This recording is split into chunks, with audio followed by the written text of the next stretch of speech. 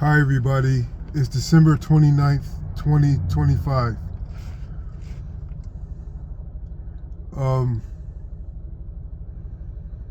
Time, I've talked about time before, but the concept of time when dealing with your life and dealing with your experience can be very revealing if you just wait.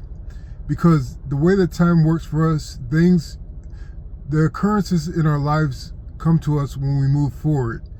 And we can only move forward in this actual spot that we're in. We could regress in our mind and go backwards into the past in our mind and our spirit, or we could go in any direction. But in our life situations, we can only go forward.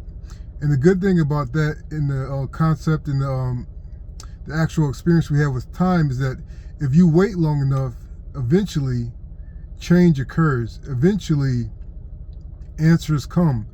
Eventually different areas of your life are breached and you can grow again, you can begin again, you can heal again. So that is the loving reality that God has given us. Going forward in time, eventually, if you wait or if you try, if you persist, if you work, if you suffer, if you enjoy, if you learn, eventually going forward, things will change and situations become more open, situations become more beneficial, and progress is made. And so that gets me to thinking about spiritual meteorology. And there are different realms of that concept and how it applies to us. Spiritual meteorology in terms of your current situation can be described as, or can be conceptualized as, getting a reading on how you are reacting to your reality. And by doing this, referring to past occurrences, how were you able to progress and live during the spiritual weather?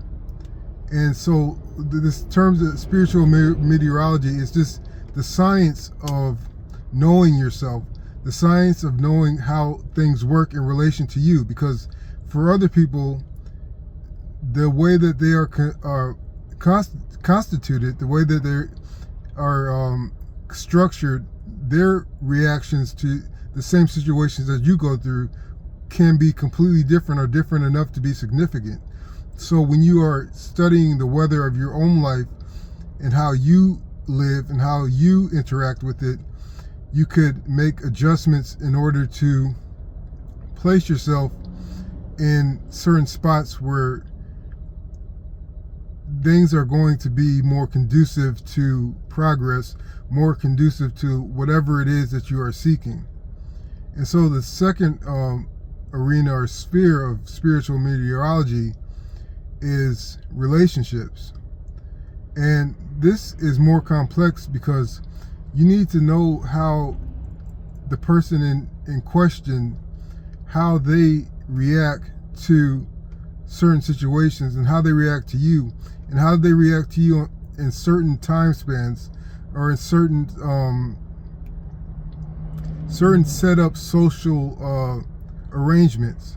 So when you do spiritual meteorology in relation to somebody else, you must hedge bets against how actively you're going to control your behavior, not to be subservient or to be submissive, but in order to act in a way that's ideal for understanding and for fruit to come from the interaction, whatever the relationship may be. And so the third arena of spiritual meteorology is forecasting the different eras of your life. Eras could be decades, eras could be interests, eras could be careers.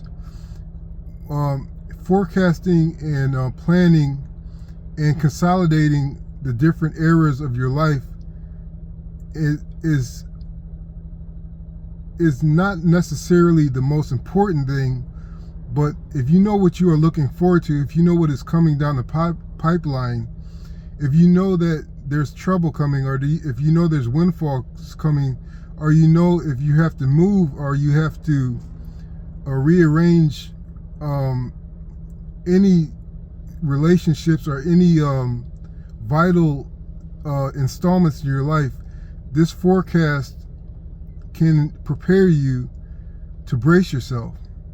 And you don't need to brace yourself all the time. Sometimes you could just surrender and let what happens to you, whatever you want to do. But having the foresight to forecast, to understand how you can relate to the changes that probably will come or will most likely come, gives you an edge, and it eases your mind. It reduces anxiety, because going through life we accumulate latent anxiety because of all the hardships that we have to cross over, that we have to forego, or that we have to wade through. And this accumulated anxiety could come from little things or small things, but being kind to yourself by giving yourself time to allow yourself to release some of the anxiety so you don't boil over is one of the benefits of forecasting. So I hope this helps. Thanks.